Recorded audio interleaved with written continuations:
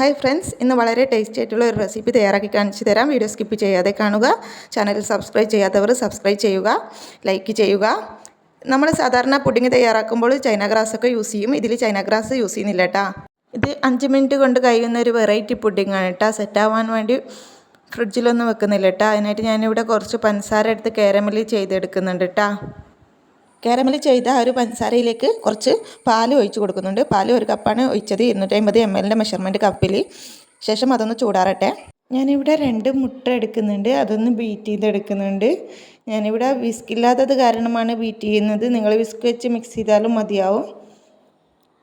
എന്നിട്ട് നമ്മൾ ഉണ്ടാക്കി വെച്ച ആ ഒരു മിക്സ് കുറച്ച് ഒഴിച്ച് കൊടുത്തിട്ട് മിക്സ് ചെയ്തെടുക്കുന്നുണ്ട്. ചാനൽ സബ്സ്ക്രൈബ് ചെയ്യാത്തവർ സബ്സ്ക്രൈബ് ചെയ്യണേ.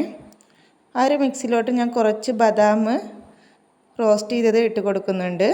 എന്നിട്ട് അതിൻ്റെ മേലെയുള്ള ബബിൾസൊക്കെ എടുക്കുന്നുണ്ട്. ഇത് ഞാൻ സ്റ്റീം ചെയ്യാൻ വെക്കുന്നുണ്ട്. ആവിയുടെ ആ ഒരു വെള്ളം അതിലോട്ട് ഇറ്റാതിരിക്കാൻ വേണ്ടി അത് മൂടി വെച്ച് ഒരു 20 മിനിറ്റ് ഞാൻ വേവിച്ചെടുക്കുന്നുണ്ട്. നമ്മുടെ ആ ഒരു പുഡിങ് ഇവിടെ റെഡി ആയിട്ടുണ്ട്. നിങ്ങൾക്ക് എല്ലാവർക്കും ഇഷ്ടമാവും. നല്ലൊരു ടേസ്റ്റി ആയിട്ടുള്ള പുഡിങ്ങാണ്. ഒരു 5 മിനിറ്റ് മതി ഇത് ഉണ്ടാക്കാനായിട്ട്. നമുക്ക് പെട്ടെന്ന് ആരെങ്കിലും വരുന്നതെന്ന് പറയുമ്പോൾ പുഡിങ് വേണമെന്നൊക്കെ തോന്നുമ്പോൾ നമുക്ക് ഇങ്ങനെ ഉണ്ടാക്കി കൊടുക്കാം. നല്ല ടേസ്റ്റാണ്. ഇതിൽ നട്ട്സൊക്കെ നല്ലോണം ഇട്ട് കൊടുത്താൽ നല്ല പെർഫെക്റ്റ് ആയിട്ട് കിട്ടും. നല്ല ടേസ്റ്റാണ് കേട്ടോ. കാണുമ്പോൾ ചിക്കുവിൻ്റെ പുഡിങ് പോലെയാണെങ്കിലും നല്ല വെറൈറ്റി ടേസ്റ്റ് ആയിട്ടുള്ള ഒരു പുഡിങ്ങാണ്. നമുക്ക് എളുപ്പത്തിൽ ഉണ്ടാക്കാം. ചൈന ഗ്രാസ് ഒന്നും വേണ്ടല്ലോ. ചാനൽ സബ്സ്ക്രൈബ് ചെയ്തില്ലെങ്കിൽ നിങ്ങൾ സബ്സ്ക്രൈബ് ചെയ്യണം കേട്ടോ. നിങ്ങളുടെ സപ്പോർട്ടാണ് എൻ്റെ വിജയം. ഇതുവരെ എന്നെ സപ്പോർട്ട് ചെയ്ത എല്ലാവർക്കും ഒരുപാട് താങ്ക്സ്.